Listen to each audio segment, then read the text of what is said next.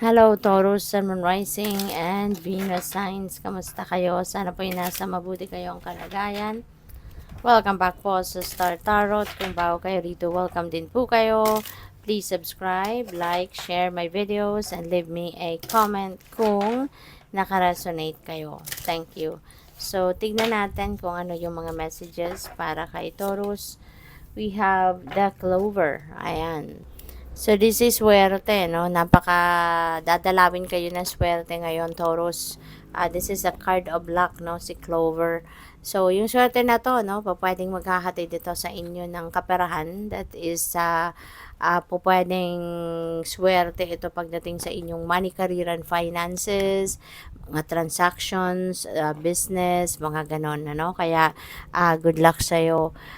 Possible din na meron ditong hindi lang sa money, career, and finances, no, yung swerteng paparating, but maaari din, no, na merong iba't ibang opportunity na dadating din sa iyo sa ngayon, and these opportunities are going to bring you beautiful and happy circumstances, no? Katulad na lamang ng sa pag-ibig, no? If you are still looking for love, if you are still looking for relationship, pwede, no, na you are going to be meeting a new person around this time. At baka yung taong ito, yung pwedeng maghahatid sa inyo ng positivity, maghahatid din sa inyo ng kasiyahan, no? We also have mountains, and so feeling ko dito, meron ditong success, no, na naghihintay sa inyo. Pero yun nga lang, no, it requires hard work, it requires perseverance, no? Kasi pwedeng bago kayo makarating sa tuktok ng bundok, bago kayo makarating sa pinnacle of success, no?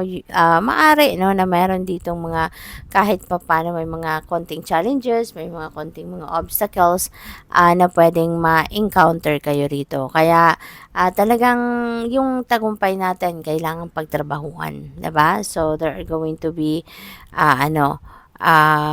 challenge din para sa iyo na ikaw ay maging matibay, maging resilient, wag kayong basta-bastang susuko, yung mga ganun ba, na dapat maging malakas lang ang inyong loob regardless kung ano man ang pwede ninyong ma-encounter. You know?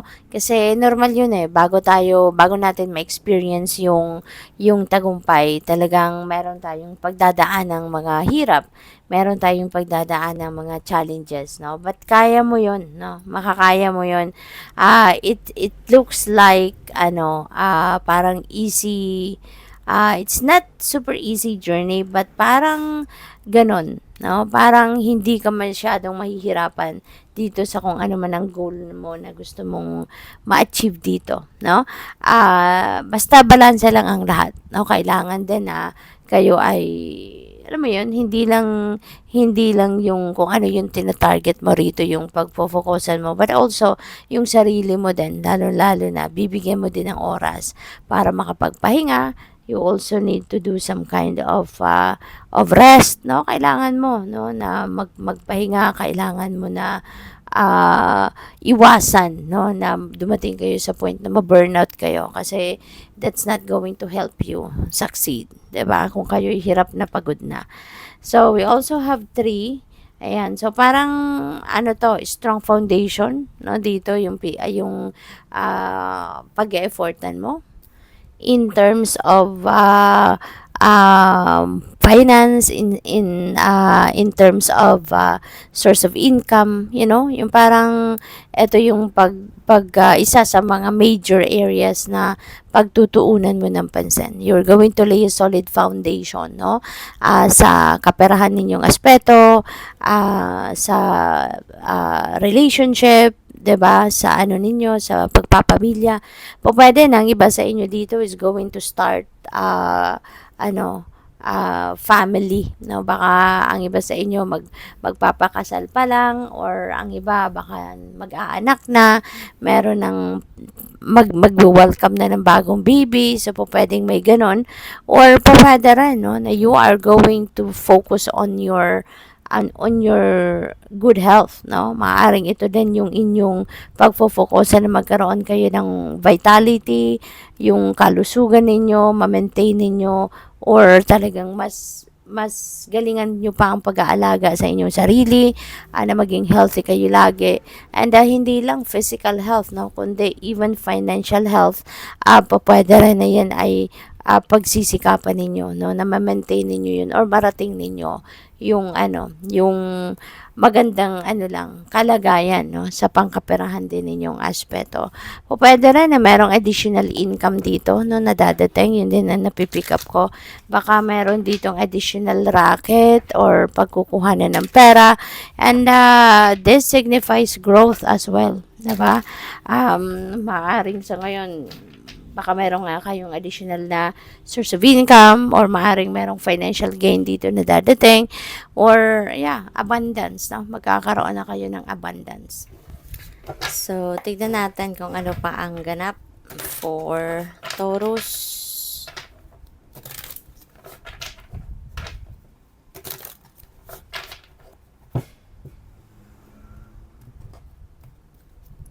So, we have the Four of Wands. Ayan. So, Taurus, yung celebration ito, si Four of Wands, So, meron ditong um, mga mahahalagang kaganapan sa buhay ninyo wherein you have so much excitement, no, to celebrate this.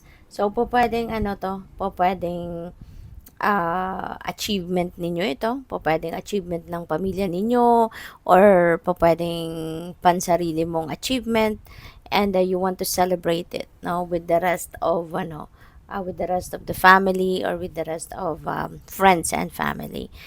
Meron din ditong siguro wedding, no, ang iba sa inyo baka ikakasal, or kung hindi man, baka kayo ay may imbitahan na sa isang kasalan ng pwedeng kapamilya or kaibigan, yung ganon, no? So, good luck sa'yo. Meron ditong pagtitipon, social events, yung ganon. This is decision making, no, with the Two of Swords. Meron kayong decision na kailangan gawin, and this could be related to romantic relationship, no, po pwedeng love life, no, ang pagdedesisyon nandito. Pero kung ano man ang sitwasyon, maaring hindi pa kayo ready sa ngayon. Kumbaga, maybe you haven't realized kung ano talaga yung dapat ninyong gawin, or siguro hindi pa ninyo naiisip dito kung ano yung nararapat na desisyon, no, na dapat ninyong gawin. Kaya pwedeng pwedeng merong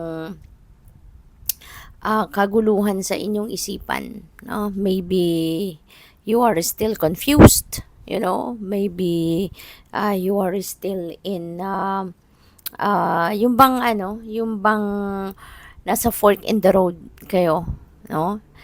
Kaya mas pinipili ninyo sa ngayon na umatras muna, 'di ba? Yung hindi muna ninyo iisipin ito, kasi siguro napagod na din kayo kakaisip, kaya tuloy, 'di ba? Na-confuse na kayo. So siguro marami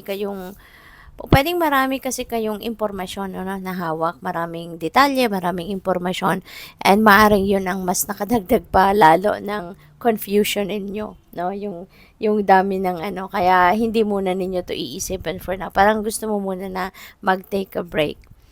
We also have the Six of Pentacles. This is really beautiful kasi si Six of Pentacles, this signifies prosperity and abundance. Maaring merong windfall of money rito, no? At ang maganda rito, Taurus, kung ano man itong windfall of money na to, saan man to manggagaling, magkano man ang amount ng perang dadating sa inyo, pwedeng ito yung pagkakataon ninyo para kayo ay makapag-save pa rin, 'di ba? Aside from matutugunan ninyo yung mga pangangailangan ninyo, pangkaperahan, maaaring dito rin ninyo ma-save, no, or makapag tago pa kayo ng pera, or pwede rin ninyong mabayaran na yung mga pagkakautang, no, kung meron man. Kaya napakaganda. So, good luck sa'yo. Thank you for watching. Love and light. Namaste.